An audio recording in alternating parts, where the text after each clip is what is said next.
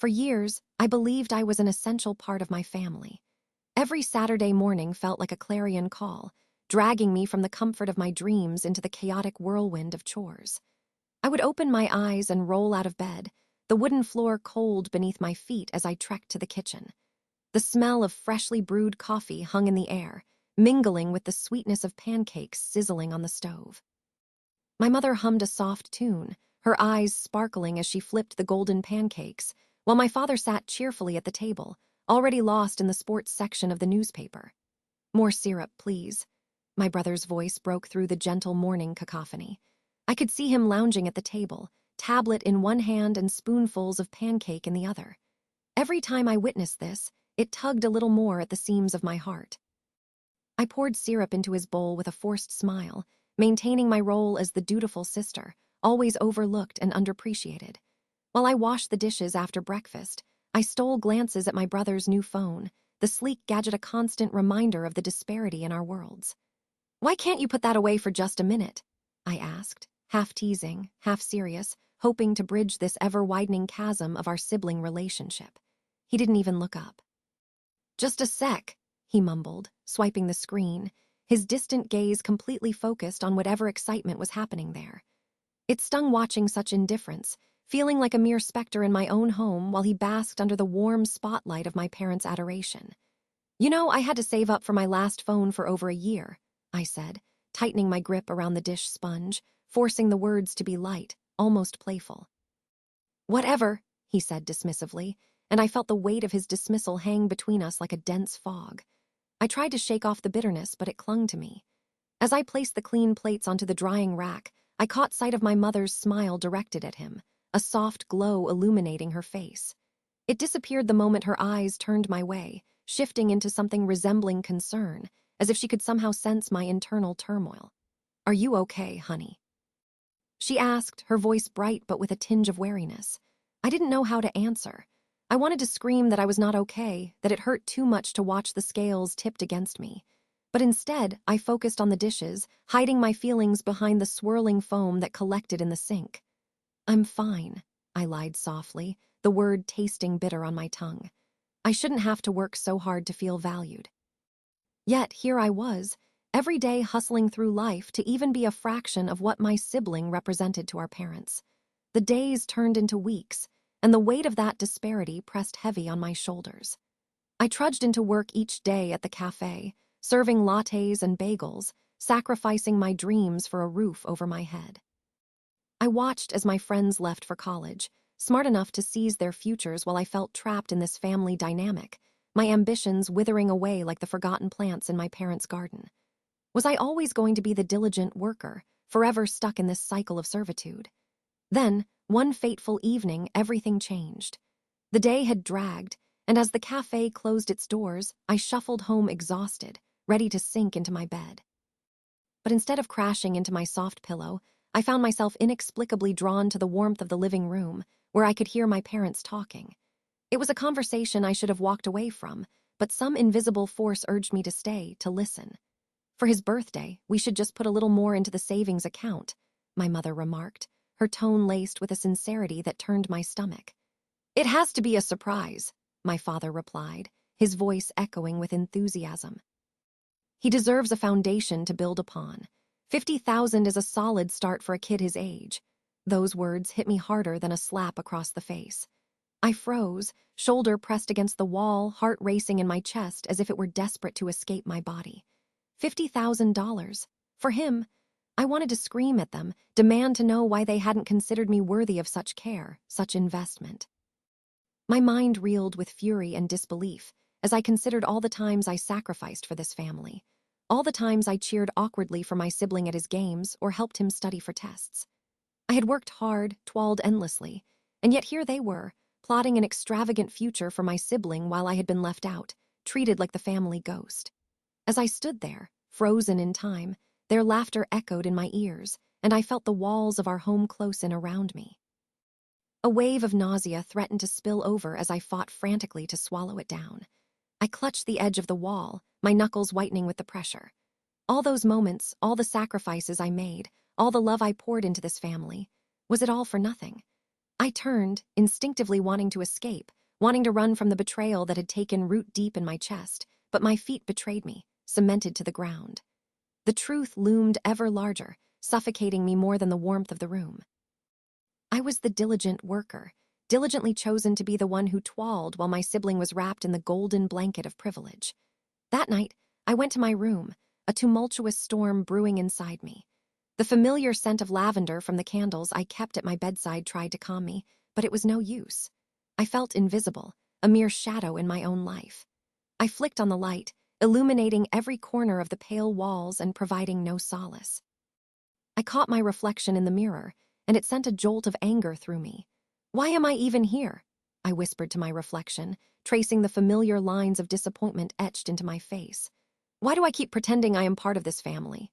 A sob slipped from my lips, raw and aching, as I allowed the emotions to surface. The tears streamed down my face, hot liquid trails carving paths of despair. I could see the tangled mess of my life glaring back at me. For a heart-stopping moment, I actually thought about leaving. Just pack up my things and vanish into the night. Let them deal with their favorite child without me. I pressed my hands against the mirror, wishing it would shatter, that something would change in this moment of desperation. But deep down, I knew exiting wasn't the answer. No, my parents had penned me into this role as the responsible one. They could not escape my presence that easily. I took a sharp breath, forcing myself to calm down. This couldn't go unanswered. But what could I do? The thought snaked its way through my mind, a dark whisper promising a way forward. I stared at my reflection, at the version of myself who had always been the strong one, reminding me that I could make a choice. A choice that could reclaim my worth and flip the narrative that had made me feel like a ghost instead of a daughter. I turned away from the mirror, a fierce determination bubbling to the surface. I had felt like an outsider for far too long, and whether they understood my worth or not, I would find a way to make them see. That night, as I curled into bed, I knew the journey ahead would be fraught with complications. Would it hurt? Absolutely. But I was done being invisible. I would emerge from this lurking shadow of favoritism and darkness, ready to carve my own path, ready to reclaim the narrative of my life. And somehow, I would make them understand the depths of their betrayal. I would not go quietly. The pendulum was about to swing, and I would be the one pulling the strings with each passing day. My frustration grew like a storm brewing in my chest. It was a dark, brooding sensation that wrapped around my insides, tightening with every dismissive word uttered by those who should understand me best. I would summon the courage to confront them for what felt like the millionth time, my voice shaking with pent-up emotions, only to be met with waves of casual indifference. "You are being dramatic," they would say, their eyes glazing over, barely even looking in my direction as they flipped through a magazine or checked their phones. My pain felt like a whispered secret no one wanted to acknowledge. I was always there, diligently caring for our family, making the dinners, cleaning the house, and tending to whatever needed tending. Yet it seemed my only reward was the burden of neglect, pushed further into a corner while the spotlight shone brightly on my sibling. I sat at the kitchen table one afternoon, staring blankly at a plate of leftover pasta that had long since gone cold. The sunlight streamed softly through the window, casting patterns on the surface, but it did little to warm the chill that had settled in my heart. My hands pushed the remnants of my meal away as I listened to my parents chatter animatedly about my sibling's upcoming birthday. The kind of birthday that would not only be celebrated with a modest cake and a few close friends, but would also feature an extravagant reveal, a brand new car, a shiny promise of independence and freedom. I could envision the joy on their face, the thrill of a surprise that would soon be unfurled like a brilliantly colored ribbon. Did my parents even remember that my birthday had just faded into the past, a dim shadow unacknowledged? Not even a card had graced my day, only silence, thick and suffocating. With every laugh and excited exclamation, my heart twisted, feeling heavier under the weight of betrayal and loneliness. Their voices echoed in my mind as I focused on the mundane tasks of wiping the table, the scent of the cold pasta mixing with the floral air freshener that lingered around the room. I tried to hide my expression, forcing a small smile onto my face, knowing full well that tears were pooled behind my eyes. "Mom, Dad, can we talk about my birthday?" I had piped up, my voice steady despite the turmoil building within me. "Oh, sweetie, it is such a busy time right now. Let's talk later," my mom replied, her tone light, as she twirled in her chair to look at my sibling. You will just love the new car we picked out. It's exactly what you wanted. She beamed, and my heart sank as they both burst into laughter, blissfully unaware of my existence in that moment. Frustration bubbled inside me like a pot nearing the boil. How could they not see me? I felt like a ghost in my own home, a mere echo of who I once was, blending into the background while the world paused to celebrate someone else. I just wanted to be included, I mumbled under my breath, my disappointment spiraling through every crevice of my being. That agonizing moment shattered any remaining hope that my parents would ever consider my plight. I looked out the kitchen window, watching the leaves sway gently in the breeze, nature seemingly unaware of my inner turmoil. I wanted to scream, shake them into understanding, but what good would that do? I searched for answers in fleeting family conversations, standing at the periphery of happy discussions, holding onto the edge of their laughter as if it were a lifeline. Days turned into empty spaces filled with mildewed resentment. I would catch glimpses of my sibling basking in the soft glow of their undeserved glory. Shiny stickers adorning their school notebooks with congratulations from friends. Photos of them posted on social media with the caption, "Best birthday ever." My world shrank a little more with each tick of the clock, each mention of planned parties, and sentimental gifts while I felt like a forgotten afterthought. At family dinners, I learned to perfect the art of the forced smile, my face a canvas painted with feigned joy as I listened to the conversations about the birthday surprises, the friends preparing for the big day.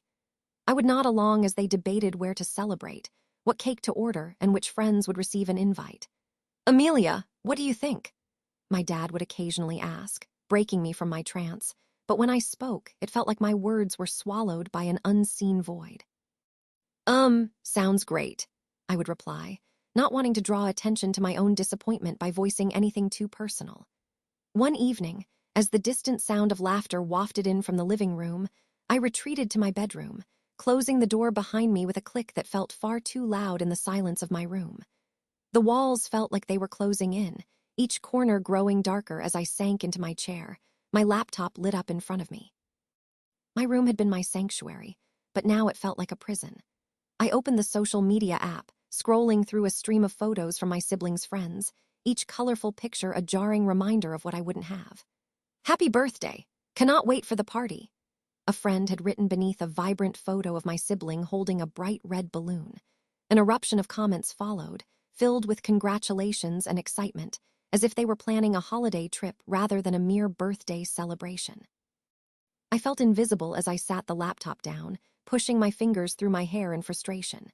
It felt unbearable to watch their happiness drown me in sorrow. "Why can't you just see me?" I whispered to myself, my voice barely escaping the confinement of the four walls. The question hung in the air like a ghost, unanswerable and taunting. Why had I become so small in their eyes? I shoved my hands into my pockets, feeling the pieces of paper, reminders of past birthdays that I had scribbled on. Each one was a note to myself, a reminder that I was worth celebrating too. But with every passing year, those notes remained unseen alongside the crumpled hopes they held. With every stolen glance at their laughter, I relinquished a piece of myself, my smile now a deceitful mask, hiding the storm of resentment and unhappiness swelling inside me. I felt trapped in a cycle of hopelessness. Would they ever acknowledge my pain? Was I destined to forever be the shadow overshadowed by the gleaming light of another? The thought sent icicles of despair slicing through my heart. "Amelia, are you coming down?" Mom called, and I nearly winced. Her cheerful tone burned almost as much as the realization that I'd be called to join their celebration without having my own moment. I took a long, deep breath and stood, trying to muster a smile that felt more like a grimace. "Yeah, I'm coming," I replied, my voice hollow and feeble. As I descended the stairs, I braced myself for the barrage of cheerful chatter. Walking into the living room, I felt the oppressive atmosphere close in, loaded with laughter and chatter about plans I wasn't a part of. I sat at the edge of the couch, forced laughter echoing in my ears. "Amelia, come on, don't be so dull," my sibling teased, tossing popcorn at me, filled with playful energy. They were electric, vibrant, and I was just a dim bulb flickering alongside. "Just trying to listen," I replied, forcing the corners of my mouth to rise, hating that I needed to disguise my true self even in front of my family. "You all seem pretty excited. It must be a big deal." "It is. You have no idea. Now that I'm getting a car, I can finally go wherever I want," they exclaimed, their eyes lighting up with anticipation. My heart twisted again, grappling with the sting of envy and the ache of being overlooked. "Yeah, that's amazing," I said, my words feeling like ashes in my mouth. In that moment, I realized I was already retreating deeper into the shadows of despair. It was like screaming into a void. My silence was becoming unbearable, and I was swallowing my resentment with every forced smile at these family dinners. What if I stopped being silent? What if I decided that my birthday mattered? The idea ignited something in me, a kindling of rebellion against the stifling weight of their ignorance. They could not continue to celebrate one while forgetting the other. This thought clung to me as the evening wore on, insistently urging me to think beyond the borders of mere acceptance. As the laughter swelled around me, I realized this wouldn't be the end. I was more than just a silent witness, more than a nameless face in a family portrait. I was a hurricane waiting to be unleashed, bursting with the emotion I could no longer hold back. It would be a storm that, once set free, would turn this world upside down. But for now, I would continue to sit on the sidelines, waiting for the moment when I would rise from the depths of this despair. The night of the family gathering arrived, an overwhelming blend of excitement and fear swirling in my chest. I stood in front of the mirror, my hands trembling just slightly as I adjusted my hair, each strand reflecting the golden light of the bathroom. I could feel the heat rising from my core, courage bubbling like a volcano ready to erupt. The room was alive with the sounds of my family chattering in the living room, laughter bursting through the walls like colorful balloons aiming for freedom. But beneath it all, a dark cloud of tension hung over me, a storm brewing that I couldn't ignore any longer. Tonight was supposed to be a celebration. I saw the festive lights twinkling from the window reflection, and I caught a glimpse of my siblings through the glass, each one beaming with the kind of joy that made me feel hollow inside. My heart raced as I watched my sibling, soaked in the attention and love of our parents, their laughs ringing out like sirens, drowning out my own feelings of resentment and heartache. The anger I had been nursing for years bubbled to the surface, pushing against my ribcage, demanding to be freed. I turned to face myself in the mirror once more, and in that reflection I didn't just see a sister, I saw a pot simmering over. My mind reeled through the memories, the countless times my achievements had been overshadowed, the way my sibling would always take the spotlight. It was exhausting, always feeling like I was standing in the shadows of their success. As the thoughts swirled, I clenched my fists, feeling the soft fabric of my blouse under my fingers. "Amelia, come on. We can't wait forever." My mother's voice called from downstairs, wealthy with enthusiasm, and it struck me like a sudden gust of wind. "I'm coming," I shouted back, surprised at the firmness in my own voice. I took a deep breath, grounding myself with its weight. It was time for the facade to crack and for the truth to be laid bare. As I descended the stairs, the mix of excitement and nerves twisted in my stomach like a ribbon. The aroma of my father's famous lasagna filled the air, a mouth-watering warmth that typically wrapped around me like a cozy blanket. I could see colorful balloons decorating the space, and the chatter grew louder as I stepped into the room. Everyone was gathered around the dining table, their voices rising and falling like waves, oblivious to the tempest that raged within me. "Amelia." My mother's face lit up when she caught sight of me. "There you are. Join us, dear." "We were just talking about your new job." The spotlight shifted to me in an instant. I could feel their eager faces staring back, expecting me to fill the air with joy and stories. I plastered on a smile, the kind that felt more like a mask than genuine happiness. "Thanks, Mom. I started last week and it's been great," I replied, my voice steady, composed. I glanced around the table. My sibling beamed, accepting compliments like candy. It was sickening. The feeling of righteousness seeped into me as I realized my time for silence had expired. Moments passed, laughter echoed, and yet my heart thudded heavily in my chest. It felt like an eternity until the room fell into a brief silence, perhaps a lull in the tide of conversation. I seized the moment. My hands gripped the edge of the table as though it was a lifebuoy in a stormy sea. "Can I have everyone's attention for just a moment?" My voice rang out, sharp and clear. Gasps floated around the table as heads turned toward me, some eyebrows raised, curious and bewildered.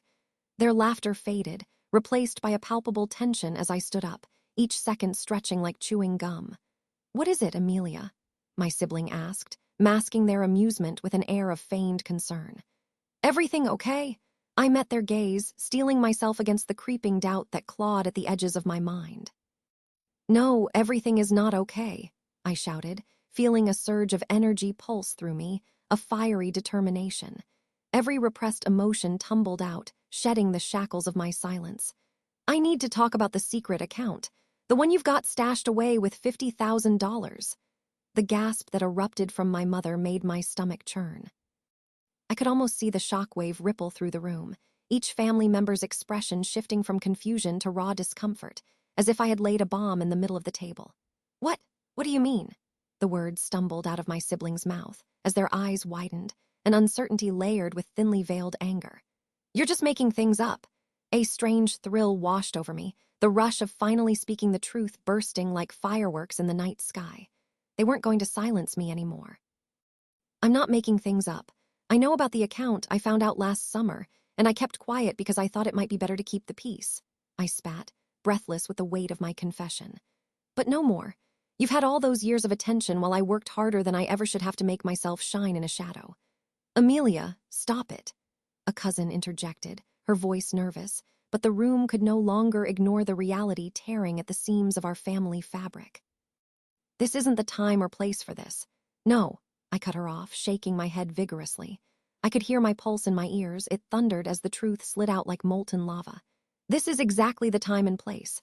How can you all sit there, acting as if everything is fine after knowing that you have been deceived?"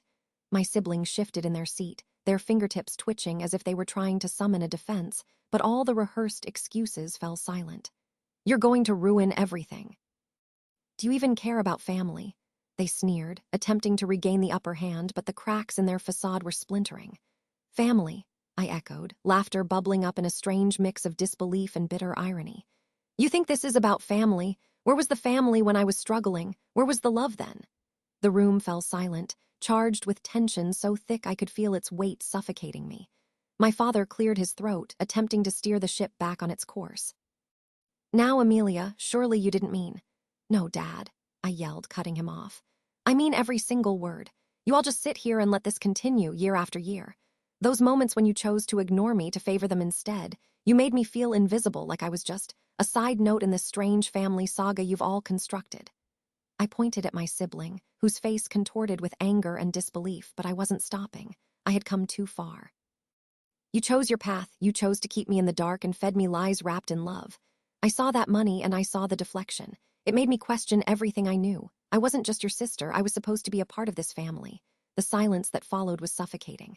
My heart thundered in my chest, hope and fear colliding. "Amelia, what's really going on?" My mother's voice was low now, a fragile thread of concern wrapping around the words. "We didn't mean to." "Didn't mean to what, Mom?" "Didn't mean to hurt me, or was it that you just didn't care?" "Stop, you're escalating this too far," my siblings snarled, their hands gripping the chair. "It's not about you, you're just being selfish." "Selfish," I laughed, bitter and scornful, every word a dagger coating their denial. "I stood silently for years to protect your cushy little world while I fought to find my place. That secret account, $50,000, you took my support, my love, and twisted it into something unrecognizable. You owe me at least a sliver of attention." Tension crackled around the room, everyone's eyes darting between my sibling and me, mirroring the disbelief and discomfort that hung heavily in the air. My heartbeat echoed loudly in my ears, drowning out the silence. "You think this is all about money?" my sibling retorted, voice low, vibrating like a coiled spring. "It's not. You've always made it about you. In your mind, everything is about you." I couldn't take it anymore. The words fell from my lips like broken promises. "Enough," my father thundered, his voice shaking the room, cutting through the tension like a knife. "Let's not turn this gathering into a battleground." I locked eyes with my sibling. "You can pretend all you want, but I have the truth. I've had it for a long time, and now it's your turn to face it." The finality of my words hung heavy in the air, the layers of my heart laid bare. As I held my head high and turned away from their shocked expressions, the exhilaration of finally revealing the truth surged through me like an electric current. Silence enveloped the room, but I had finally spoken, and nothing would ever be the same. The aftermath was explosive. The moment I finished laying bare my heart, it felt like a thunderclap echoing through the suffocating silence that settled in our living room. My parents, who always seemed to glide on their layer of indifference, now looked completely unmoored.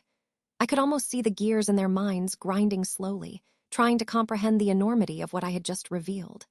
Their faces fell, morphing from shock into a brewing storm of anger that darkened their features. "What do you mean, favoritism?" my mother finally said, her voice trembling as if she couldn't believe the words that had just escaped my mouth. She glanced at my father for support, searching his face for an ally. "That's ridiculous. Your sibling works hard and they deserve those accolades, you know that." "They deserve them," I repeated incredulously, feeling a swell of emotion I could barely contain. I stood my ground, forcing myself to make eye contact with my mother, watching how her brows knitted together in frustration. "I have worked hard too. I have always worked hard. But what did I get in return?" "Barely a nod while they got the world." "Amelia, you need to calm down," my father interjected, his tone sharper now, his usual calm demeanor cracking under pressure. "This is not the way to address family issues. You need to show more respect." "Respect," I shot back, the word burning in my throat. "Respect is earned. Respect is not something given by birthright. You call this respect." I gestured dramatically around the room, letting my frustration spill forth. "You have always treated me like I am the shadow that follows them around. For years, it has been this way, and I'm done being quiet about it." The air in the room felt thick, electrified by the tension that buzzed like a live wire. I could sense my sibling, who had been lounging casually on the couch, slowly straightening up, their expression shifting from smug confidence to bewilderment. Their eyes darted between our parents and me, a hint of panic creeping in. "You are making it seem like I've done something wrong," they began, their voice faltering. "I didn't choose to be the favorite. Didn't you?" I sneered, feeling my heart race as I recalled years of long-suppressed feelings. "You think being pampered, showered with gifts, and celebrated for everything you do was just a coincidence. You think the endless praise was just handed out randomly.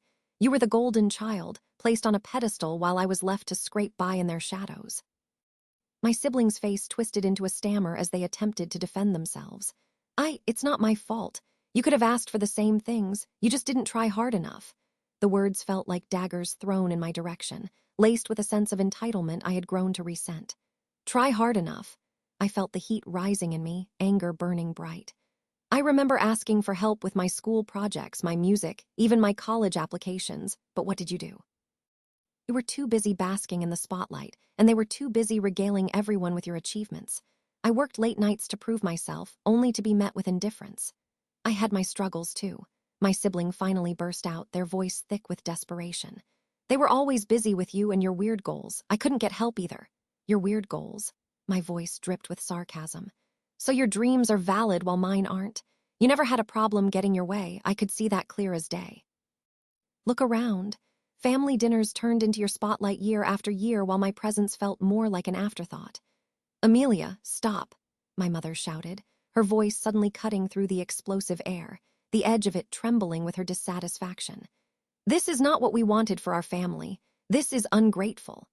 Her arms crossed over her chest as she leaned back, creating an invisible barrier to separate herself from the conversations. I exhaled deeply, trying to gather the shards of my composure scattered on the floor. While her words stung, the truth was already starting to crystallize in the air. "Ungrateful.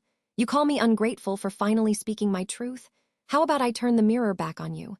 Do you remember the silent dinners, the missed school events, your absence during my milestones? For once, you're forced to see me." It was liberating, pulling the veil back and revealing the age-old grievances that had nestled between us like cold coals, ready to ignite and burn. I continued, my words spilling out with newfound urgency. "You praised them for every little thing while I spent years trying to be worthy. And even now, all you seem to care about is protecting the little golden child you created." "I am not just the golden child," my sibling shouted, their voice cracking under the weight of their own emotion. "You have no idea what I've gone through. The pressure, the expectations. You think it was easy to be the perfect one. You don't know." "Pressure." I threw my hands up in disbelief. "Is that really all you have to say? You think facing pressure is the same as feeling invisible? You went to ballet recitals while I stayed home alone, hoping you wouldn't outshine me yet again. You think I haven't faced my turn with shame?" The dense silence that followed my proclamation felt like a heavy blanket enveloping us. My mother's eyes darted between us, searching for something, anything that might help restore order.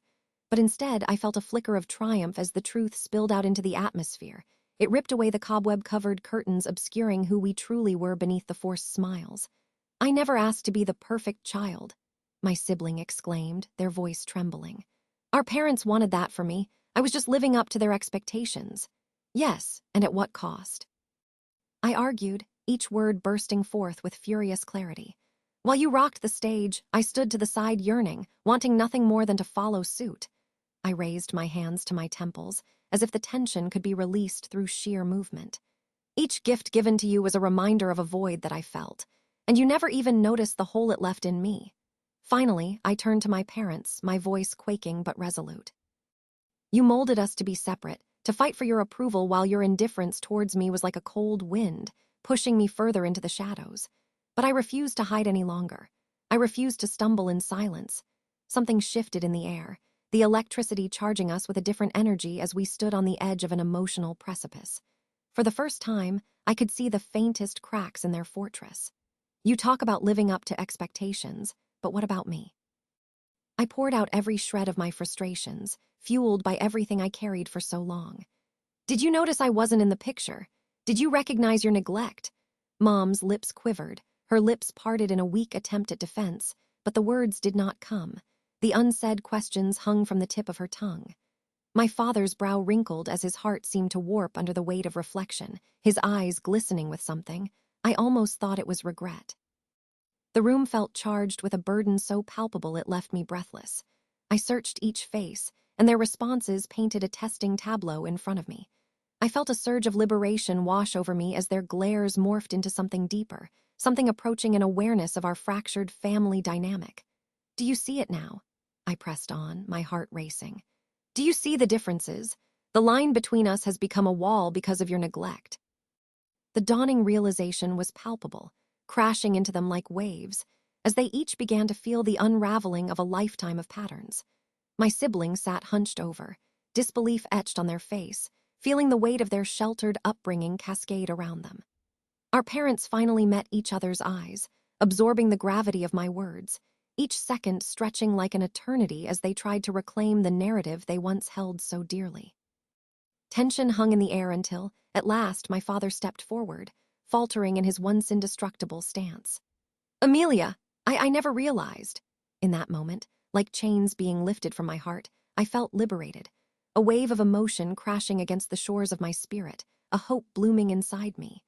I saw the dawning realization wash over my family as they turned to face my sibling, who sat there now stripped of the light that had shone upon them for all those years. The silence that hung thick around us began to shift, opening the door for the potential for healing, change, and perhaps, just perhaps, a path toward reconciliation. The truth had finally erupted, blasting apart the walls we had built, and now we stood, together yet apart, with a new understanding lurking in the shadows of what lay ahead as the dust settled. The air in the living room felt heavy with unresolved tension, a thick fog of emotion that clung to the walls and soaked into the upholstery of the old familiar couch. The sun, filtering through the half-drawn curtains, cast slanted beams of light that seemed to illuminate the frailty of the situation. I stood in the center of it all, feeling a strange mixture of empowerment and vulnerability rise within me. My family was still reeling from the truth I had unveiled, my carefully crafted revelations echoing in the hollowness of the room. It was almost surreal to witness their disbelief transform into a slow, creeping acknowledgement, like a shadow inching closer into the light. My parents, once so resolute in their defense of their decisions, now appeared fragile, their faces drawn with the weight of regret. My mother's hands trembled slightly as she clutched the armrest of the couch, as though it were the only thing anchoring her to reality. "Amelia," she began, her voice thick with sorrow, but faltered, unable to continue, the words lodged deep in her throat.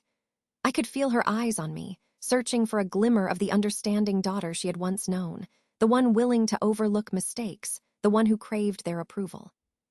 "Please," I said, keeping my tone steady, almost calm, "don't say you are sorry unless you truly mean it." My heart raced, pounding against the insides of my chest as I stood tall and unwavering. I had spent years walking around in the shadows, suffocated by the weight of their expectations, but not today. Today, I felt the freedom that came from standing on my own, from letting them see me as I truly was, a force to be reckoned with. "It's just all of this," My mother's voice cracked as she gestured around the room, her expression pleading. We never meant to hurt you, Amelia. We thought we were doing what was best. Laughter bubbled up from somewhere deep inside me, almost choking me. Best for who? Best for you. I shook my head, feeling the bitter taste of resentment rise in my throat, but I swallowed it down. You betrayed me and then you justified it. You put me last and I stayed quiet. I deserve more than empty apologies now. The silence hung between us, thick and suffocating. My father shifted uncomfortably, his rugged face lined with weariness.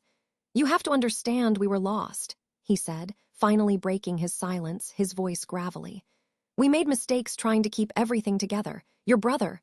My brother, I interjected. You mean the one who never once stopped to consider how his actions affected me? The one who built a world that revolved around his own needs, while I was left to pick up the shattered pieces. My sibling, seated on the edge of the sofa, shifted uncomfortably, his eyes glossed over, fighting against the truth spilling forth. The bravado was gone. I watched it crumble like ancient ruins. I didn't know, he mumbled, shame draping over him like a foreign cloak, heavy and unnatural.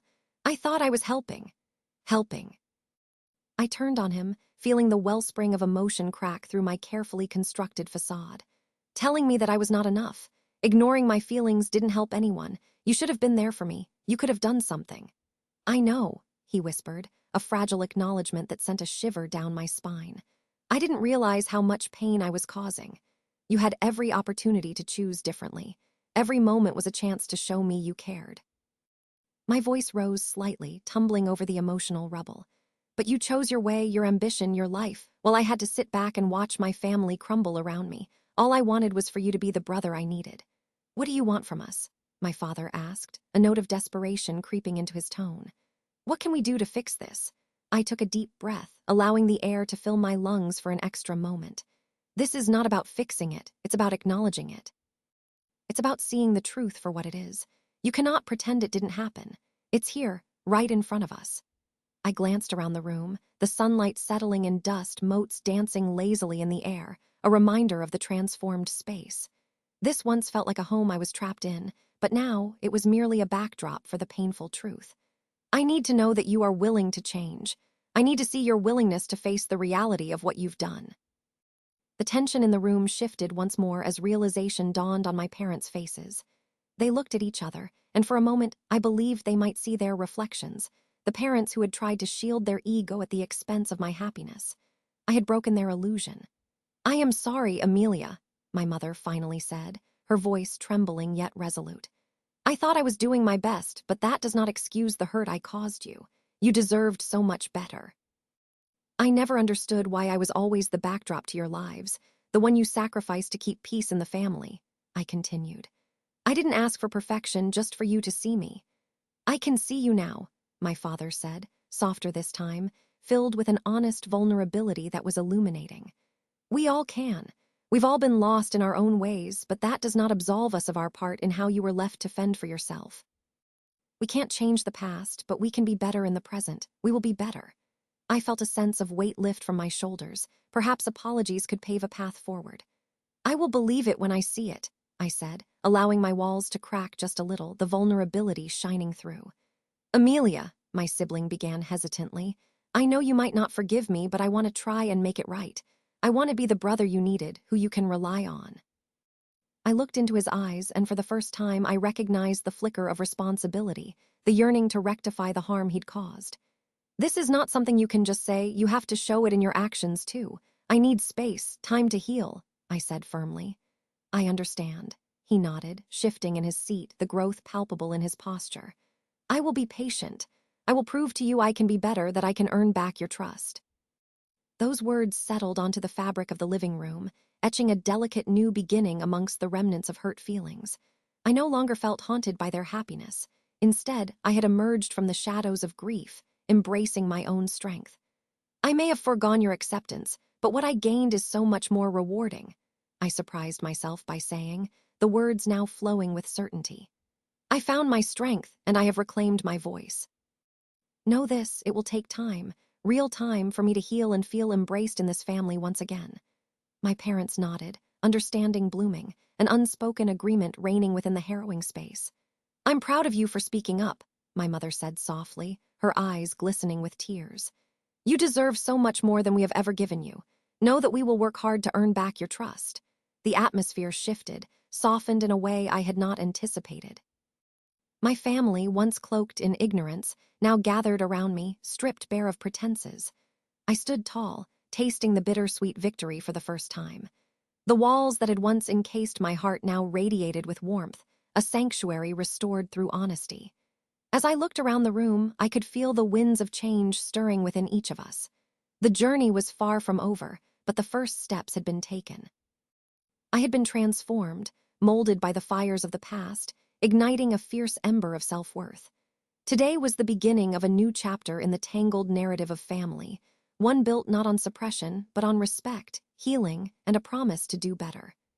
I had opened the door to my strength, and for the first time I walked through it with pride and assurance, shining a light on the path ahead. The sweet taste of revenge was just that, a transformation that demanded respect and granted me the power I had long sought.